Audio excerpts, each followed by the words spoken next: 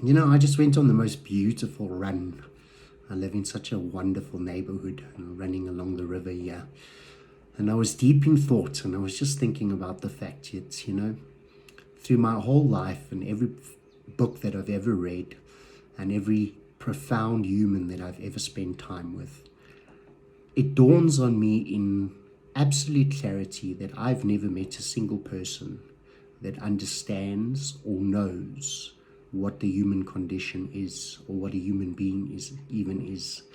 And I know that that very thought, it's kind of existential, used to terrify me. I used to want to consume more and more material, and just sitting in bed at night and thinking about the fact that there's so many theories and philosophies and ideas and religions passed around from hand to hand, but truly nobody knows. There are so few givens that are absolutes. We know that there's this entry door being birth, and we know that there's an exit door being death. And that's about the only thing that we really know. Personally, this has, as I've began to move later on in life, it started to be my favorite thing about being a human being. And opposed to being the thing that used to depress me or scare me, it's actually the thing that excites me and keeps me going. Because even though this might be my own perception, I can't help thinking that the fact that nobody knows what's going on means that that is right at the core of the point. If you want to call it a test, if you want to call it a schoolroom, you can call it whatever you like. But somehow the fact that we all arrive in this state of amnesia, to me, is deeply exciting and kind of makes me want to almost playfully solve it. There's an extraordinary man named Joseph Campbell.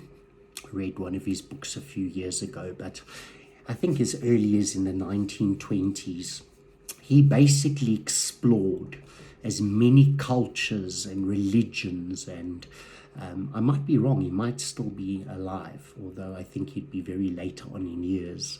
But he explored every mythology from Greek to Babylonian to all the Abrahamic religions, and going to different tribes and hearing all these stories in the Amazon. And the most extraordinary conclusion that he drew was that even if you took a group of human beings and you completely separated them from the rest of the world, which we know is the case very often. I was reading about an uncontacted tribe just yesterday, that they will have their own mythologies and stories that to the untrained scholar would seem completely not linked in any way. But that they all had these extraordinary similarities, which he called the hero's journey. And that term has been so accepted in psychology and mythology, but essentially he pinpointed that regardless of your culture or your background, or what we nowadays like to call your level of civilization, that the stories would always hold the same kind of journey, steps, and theme, being the hero's journey. And I find that extraordinary, because the more I read and the more I learn, the more I begin to agree with Joseph Campbell, that he's almost suggesting that at a cellular, subconscious, superconscious, just depends which school of thought you're from, level, that we actually have the map ingrained within us. This heroic charisma, somehow always finding the next level to take on whatever this hero's journey might be. And it has come to my conclusion in life that the greatest hero's journey is to take on a body and to come onto earth. And the reason I'm sharing this with you after this beautiful run is I myself can become very, very troubled. And I work with a lot of people that are so beautiful, and they are so immersed in many ways in difficulties that I wouldn't wish on my worst enemy. But what I find extraordinary is that if we were to consider that nothing's gone wrong, just playfully for a second, let's just kind of push this aside and go, perhaps we are on the ultimate hero's journey, and perhaps Joseph Campbell and many others, even Carl Jung, who spoke about this collective unconscious that seems to have these heroic archetypes that show up in every individual around the world, to the point where they can even in psychotherapy map the different archetypes and how every human being can access them. And as I said, how our stories will all be so similar. The lion might be replaced by the serpent or the minotaur, but essentially the same theme keeps emerging. And I guess to take on this life, I'm suggesting that we are the hero in this proverbial journey. And although there's quite a lot to the hero's journey, the stages are always, if we could condense them, the first one would be the calling. Now, on a religious sense, this would be sitting in the Bible, the story of sitting up in bed and hearing God call you. But of course, the hero's journey, if it really is ingrained in every aspect of our cellular memory, in our biological mechanism as human beings, then let's just look at it as the calling coming into the human body, which I find so exciting and so extraordinary. And essentially, the calling would be to take on identity or to become aware of the ego, depending on the context. Becoming aware, I like the word individual, because I would imagine that wherever we were floating in the cosmos, to take the calling to anchor into this body would be to accept the calling to anchor myself as a separate individual with limited perception, always only seeing things now from one perspective, which we call this terrible affliction. And I guess it can be. And then the second stage is the preparation for the journey, getting ready for what it is you would need. And in this context, that would be the parents and the environment that you grow up in. And that would be the type of experiences that you have. What an interesting way if we were to just push aside our pessimism and just consider that we might be part of the most magnificent adventure that you could possibly imagine. And now we are in the preparation. Let's say, for instance, you are going to birth deep levels of empathy. You might grow up in a very, very turmoil-filled home, filled with traumas, so that you become hyper-perceptual of other people's feelings and always walking on edge. Or let's say you're going to become the type of leader that needs absolute strength. You could come into a home that is really well reinforced, but you get the idea. The second stage of the hero's journey is this preparation for the actual journey. And then, of course, you get the actual journey, which in most mythologies, from Greek to Egyptian, but we'll stick with Joseph Campbell's preamble of the simplicity of it, there is the actual journey, which usually involves a descent into the darkness, a descent into a lower world, Dante's Inferno, and there's so many beautiful stories about it. But in this case, the descent is into the human body, and you are now have all the tools that you've needed. And essentially, whether you are going to be the great wounded healer or the mighty fearless warrior or whatever it is, those things which you are going to need to face in your life begin. And as we know, in many forms of spirituality, the full ego only anchors supposedly at about 21.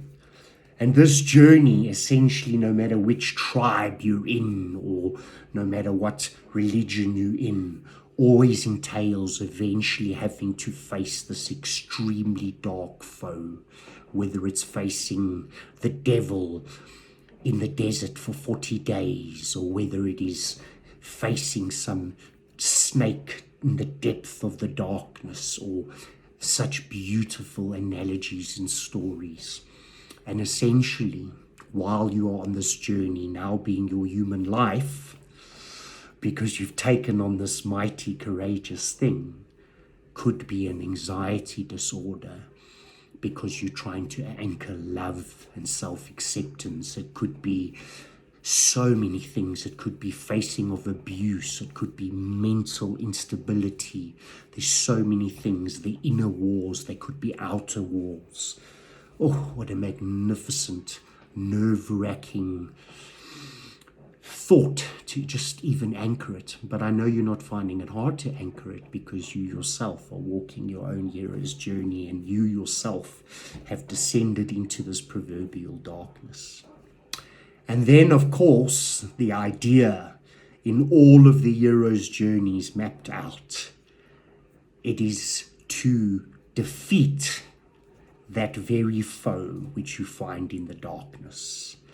And if you want to refer to it as Trotsky's dark half, so in other words, your own shadow self, or whether you want to perceive a dark world of evil that is separate to the whole, that doesn't play a part to it and is a completely foe unto its own, but essentially probably the defeating of oneself in either. And the idea would be that if you are victorious, and many are not, many are slain in the dragon's lair. If you are victorious, you get the mighty jewel, you get the scepter of power, you get the sword that could lead nations, you get the angel wings, whichever story you want to go into, you get the chalice of eternal life. And the last stage, if you are victorious in this human endeavor, descending into this body and managing in the darkness. And I don't think the dark means that earth is evil. I think the darkness is, like all great stories, embedded in our DNA. The darkness is that no one knows what we're doing here. No one knows which way the exit to Plato's proverbial cavern or cave is. Nobody knows where the light is. And everybody's stumbling around, trying to find that ounce of courage to just become victorious unto oneself. And then the final stage, and it's a cyclical thing, would be returning to the source, or to the village, or to your community, after being battle hardy and war torn, one could say, with this gift that you bring for all. And of course, if this is just the story of one of, because in my perception, we do many heroes' journeys within the ultimate hero's journey, which is mapped out by the very stars, all the stages that you will go through. And with this mighty gift, you could heal many, and on a greater level, none of us even know what we do with the gift that we leave here from if we are victorious. So that's the hero's journey. And what's really interesting is I like to think of being human like that, because it fits absolutely perfectly for me. And the fact that it just happens to fit into every single story ever told. Guys, even go and watch a Star Wars movie.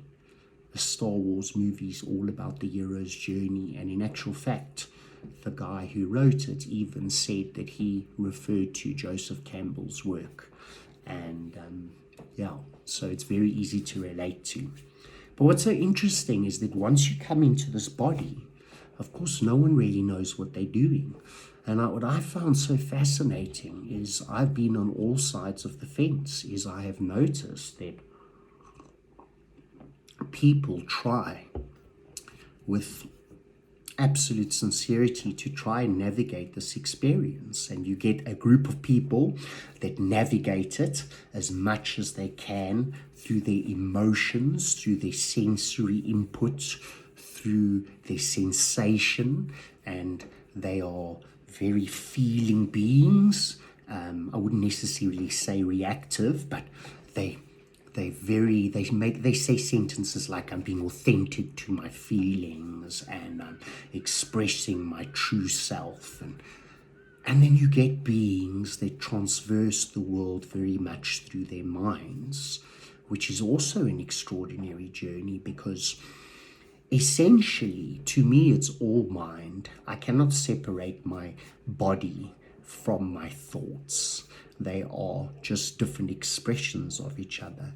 But what was really interesting is if you actually think about it, and it's quite a difficult thing to bring up without people rolling their eyes and actually going, wow, this guy's lost it.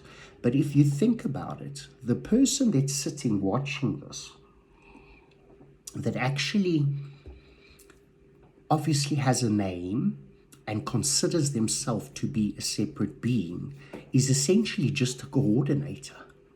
And what I mean by that is, from the moment that you're born, what your mind, as in body, feelings, thoughts, what your mind is essentially doing is it's just actually assimilating information, and it is taking in that sensory input, and it is essentially building stories, drawing conclusions. It's starting to link one thing to another thing. In the beginning, I truly believe, especially because we can get there if we do deep meditations and things like that, beyond thought, there is just observation of whatever is unfolding.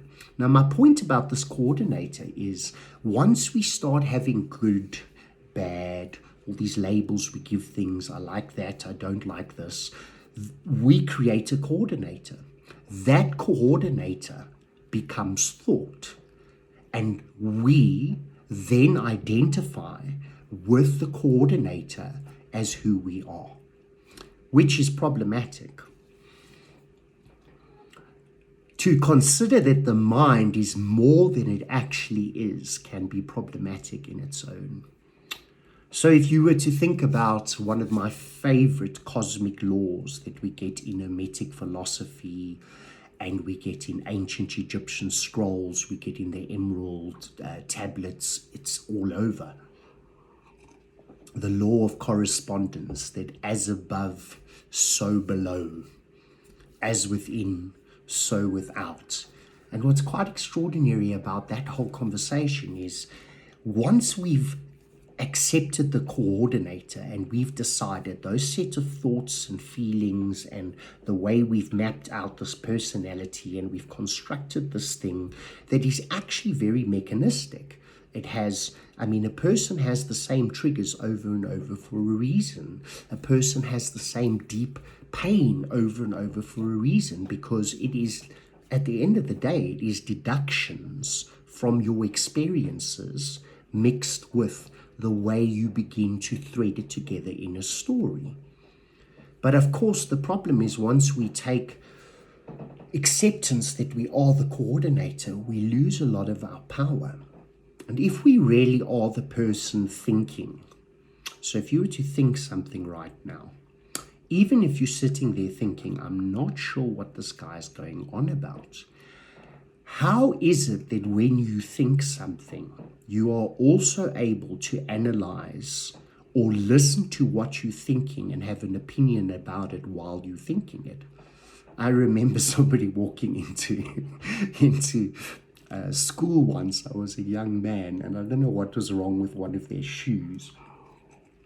But I remember all these judgmental thoughts starting to run through my mind. And while I was thinking, there was another part of me that was going, what are you doing? Like, have you considered that?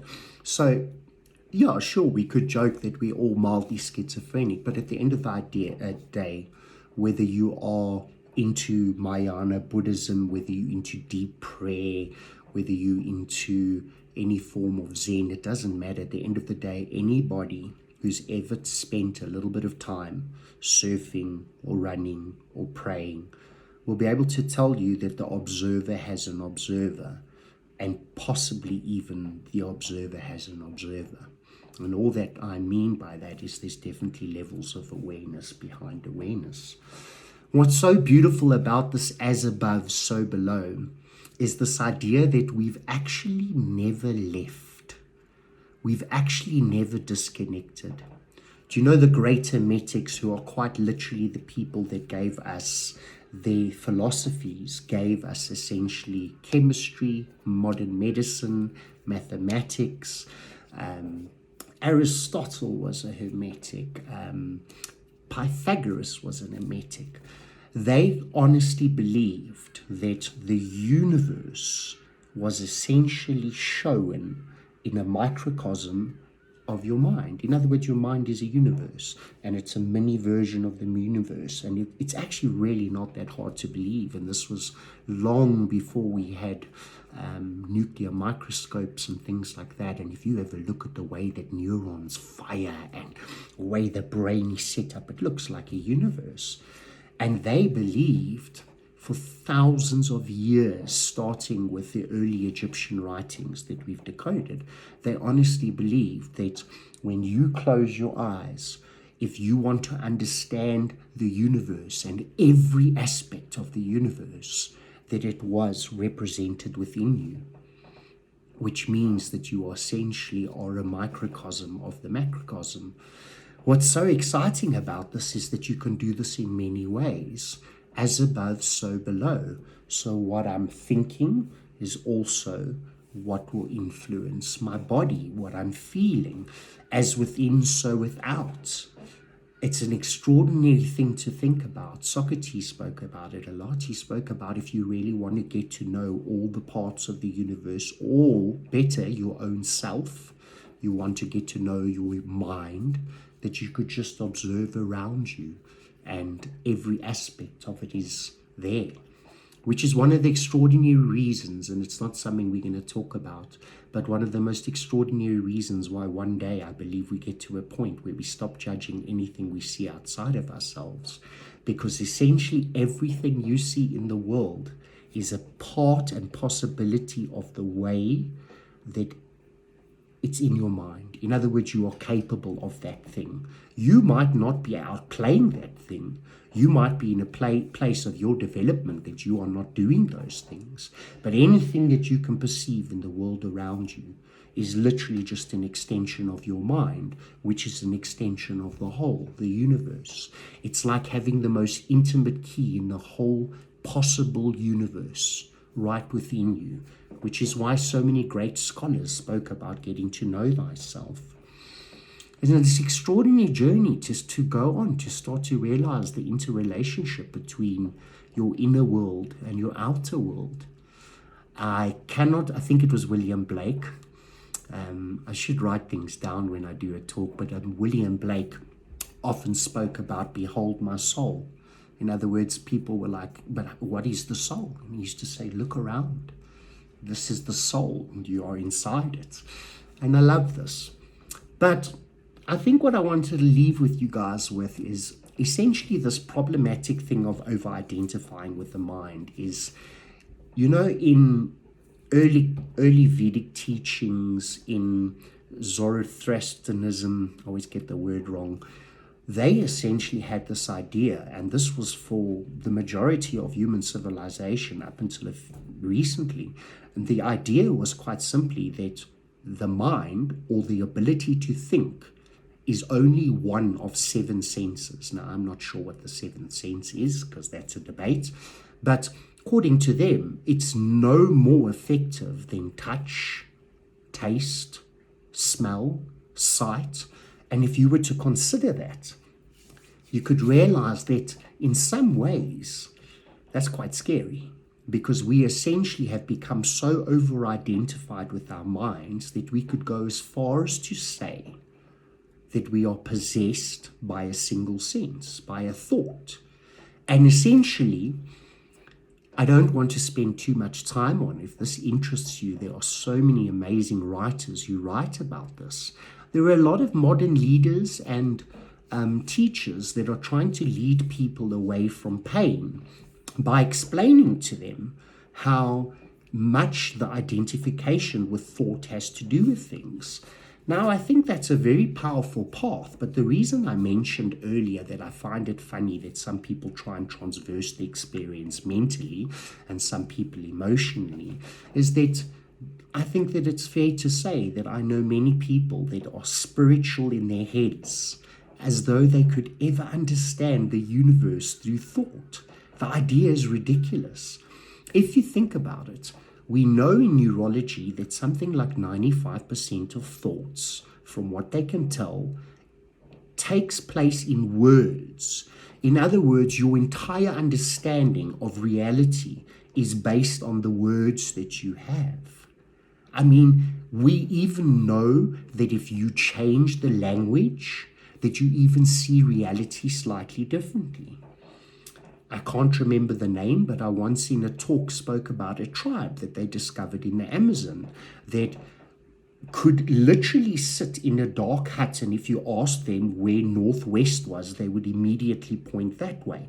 But when you look at their language, they didn't really have words for certain things. So for instance, if something was just to the right of them, they actually had a word specifically according to where it was in correlation with them, and it was very normal to them. So they would say the word and the person would immediately. So in other words, their orientation of direction was so strong just because of their vernacular accessibility that even in a dark room, they could point you immediately where something was. So that's just a very simple example. But if we're going to take thought seriously, we've really got to consider just how limiting words actually are. And I like to believe on this hero's journey that this is a very small reality and that we only have a few dimensions, and trying to access it simply through our linguistic apprehension, I don't think it's going to get us very far. If you were to go and sit in front of a tree and you were to go and try and explain to me what that tree was, you would say it's a tree. You could give me a color. You could give me some explanations. But at the end of the day, you'd realize after staring at it for a while that you actually have, it says nothing about what you're looking at and how it connects to everything, why it's even there, how it got there, what it has to do with you, how come you are somehow interlinked with it, why does it help you live. It's just, there's so much more to reality. So to me, that's just an interesting thing. I want us, so the closing kind of concept I want to give you, because nobody knows what's going on. And to me, I take things on that feel powerful for me, that work for me, is I want us to consider, I'm not going to go down the whole route, try and watch your thoughts and try and control your thoughts. No. I want you to just, on that aspect, I just want you to consider that your thoughts are just, that you have a coordinator in your head. And the coordinator literally feels feelings and builds stories, checks your responses, builds maps in your brain of how we usually respond, and then eventually starts to respond before it's actually even happened, or begins to respond knowing what you're probably going to do. So there is a lot of power in looking at the coordinator. But the way I look at the coordinator, because it gives me a feeling of access, is I look at the coordinator literally as the government. You know, it's quite funny when we talk about words like you need to repossess your mind and you need to come back into your body. It literally means you need to take the governance over again. And at the end of the day, it is possible for us to be the governor. But I do feel that spirituality has watered down the human experience so badly that I think that people are sitting all over the world on a spiritual path in a deep state of shame because they have some archetypal map in their mind of what they think the spiritual experience is supposed to be. In other words, they might cry themselves to sleep every night. They might be dealing with wounds they don't understand. And so I want to put that thought into your mind that you have a set of governors within you. And those governors are like a bunch of philosophical pain in the asses all sitting around a table. There's the wounded one and there's the brave one, and they all playing along at the end of the day. But what is extraordinary is that the way we can prove that we are not the great coordinator. The coordinator essentially, or what you think is you, or what you think is thinking right now, essentially is a crossing point of many different realities that needs a government. And that is why no one's ever in charge. And that is why it can be so complicated to be a human being. And you can't decide if you're a coward or the one time, now I'm the hero, am I the lover, am I the betrayer?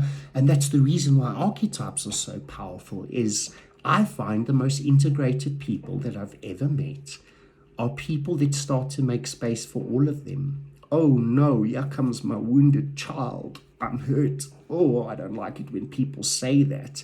And just allowing yourself to be with that, because if you ignore someone in your cabinet, I can assure you that eventually they'll stand up with a gavel and start screaming and looking for more attention.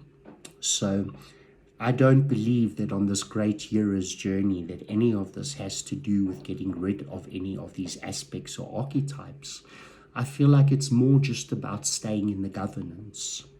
The proof that we are not this great coordinator is quite simply one of the oldest secrets in the world, because, and well, I say secrets, but each society held it as a secret, and it's a known fact nowadays. It's called an altered state. And if you look at what happens in neurology or under scans and CAT scans, or if you look at what happens to people through fasting or through deep breathing or through ayahuasca, psilocybin, MDMA, any forms of immersion therapy, what you notice is the most extraordinary thing. That people very often have rapturous, delightful, cosmic experiences. They describe that they literally have a Niagara of epiphanous beauty. In other words, they have a moment of enlightenment. Now, what's extraordinary is in this moment of enlightenment, I have met thousands of people, and I'm not exaggerating. I have met thousands of people that have had one, and I myself have had many. And that does not mean that the person is enlightened. It meant that they had a moment of enlightenment. Now, in that moment of enlightenment, one of the most common things that is ever reported, and this is not just my research, 2 or 3 things. Number 1, once I stopped thinking and I lost touch with who I thought I was, first of all, it was terrifying. Second thing, then there was only love. Nothing existed but love. And then the third thing, I understood everything. I knew how everything worked. Nothing didn't make sense. Everything had a purpose. Absolutely everything. In the Amazonian culture, when they drink plant medicine, they talk about the mighty oracle lady who comes and fetches you and takes you up the mountain. And just for a moment, you get to look down on the jungle of your life and see the perfection of it all. But why am I telling you the story? Because it's an altered state. And essentially, if you look at the scans, what happens in an altered state, the area of your brain that is most responsible for the I, the separate, the me, the identity, the person that is pretty sure that you are that coordinator and not the awareness behind the coordinator, which I'm suggesting, well, it's absolutely extraordinary. And that is why we have rituals and practices and religions, and because they all have one amazing thing in common. Just think about how exciting this idea is that for thousands of years, no matter what island you lived on, they found a way, even if it was bouncing up and down, and eventually they were so tired, or they were dancing, they were drumming, and they got to a point where the coordinator switched off or got too tired or lost interest or stopped building stories because it was so repetitive or because the substance removed the coordinator. And all that they found was the all-knowing presence of the I am that I am. And I'm using that because I don't want to put any belief into this. But it's an absolute fact that every culture knew how to do this. Every culture. You sit with the rosary for long enough, and you, with honesty and love in your heart, trying to solve something. Holy Mary, Mother of God, you go into a trance. So the great coordinator is the gatekeeper that stands in front of, well, I would say the proverbial jewels that we've carried into this great escapade. Yeah, I don't believe we came without tools, and a lot of these tools are passed down genetically. So yes, so a closing thought, if any of this is possible, I've got a challenge for you. If this is true, I've got a way that I look at things now. I don't consider that the person behind my thoughts is actually capable of learning or is not trying to learn.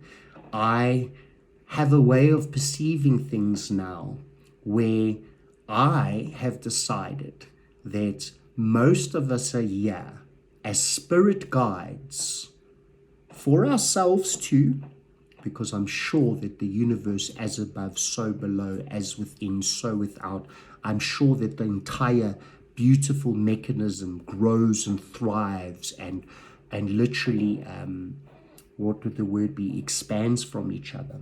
But I perceive that I am now my spirit guide. How different would you treat your life if I told you right now, and you believed me, of course, because it's quite far out there. Imagine I told you right now, what does it feel like if I told you you're not messing up? What if I told you that you haven't made a mistake? What would it feel like if I told you that you were not failing spiritually? What would it feel like in your chest for just for a second to go, maybe my job, quite literally, is to be the spirit guide for this body. Your spirit is eternal. Your spirit will always exist. Your spirit is only love. It is the observation that lies behind the great coordinator, who is the personality of all these interception points trying to make sense of it, which we so identify with. But do you know how gentle you would behave towards yourself if you started to realize that this is not failure, that some of the pain that's running inside your body might have been there for so many generations, that your madness is your family's madness, that some of the things you're trying to heal are part of this biological mechanism? If you don't believe that this is a possibility, I'll ask you a very simple question as we kind of closing off with this thought. Who gets over something quicker? Is it your perception about it, the story you tell and the conclusion you reach? Yes, that gets over it a lot quicker. Your body might grieve it for many, many years. And the body is birthed and the body dies. And therefore the body carries far more fears than the real quintessential you. And if you start to treat your body as though you are the spirit guide, you will learn to speak to yourself. You will learn to have a dialogue with your body. You'll learn to even speak to yourself while you're having anxiety. Of course your body's going to have an anxiety attack. It's terrified. It's going to die in a few years. And of course, if you're not over-identified with the personality and all the coordinators and the government sitting there all trying to get their piece in about how they're trying to protect you, and when you get to that point where you, through prayer or just spending time alone, manage to go into the real you, you'll notice that you've got nothing to learn. You've just got to love, and you've just got to accept, and you've got to be supportive, and that's the role that you're here for. And all the shame will start to melt off you, because you'll stop blaming yourself for that addiction, and you'll stop blaming yourself for that thing you said. But you will still be in accountability, because in that love and in that support, you will find yourself so patient. You will find yourself treating yourself differently, because now you realize, oh, so I'm not the one who's here, who's failing and has messed this whole thing up. I actually have just misunderstood that I'm here to hold space and to love this creature as we interface into this coordinator that we're going to understand as our name just for this period of time, and perhaps beyond, who knows. And it just brings such a gentleness into the space. So I invite you to try it just for a few days, just to sit and to just ask yourself, maybe I'm the spirit guide for this person. What does this person need? What are they battling with?